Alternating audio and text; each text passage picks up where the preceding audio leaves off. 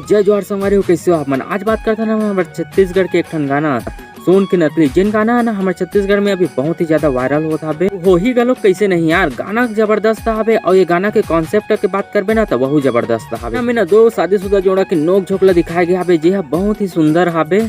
यही कारण हबे कि ये गाना से ना शादीशुदा जोड़ा मन हम बहुत ही ज्यादा रिलेट कर पात हबे। भाई देखो यार, लव स्टोरी ऊपर ना गाना तो बहुत सारा निकलत रहते, ये काम सही करे हबे। कुआरा वाला लोग तो पता चल ही कि ओमन कहत रहते कि मोर शादी कब हुई कह के ओमन ये गाना देखी तो पता चली कि शादी होने के बाद का हाल होते।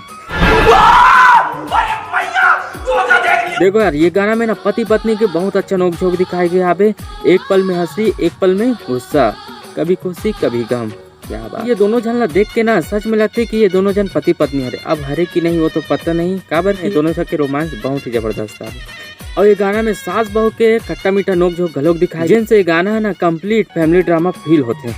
ये गाना बहुत ही अच्छे तरीके से दिखाया गया है कि पत्नी अपन पति से बहुत प्यार भरे कुछ चीज के जीत कैसे करते और ओला कैसे मनाते।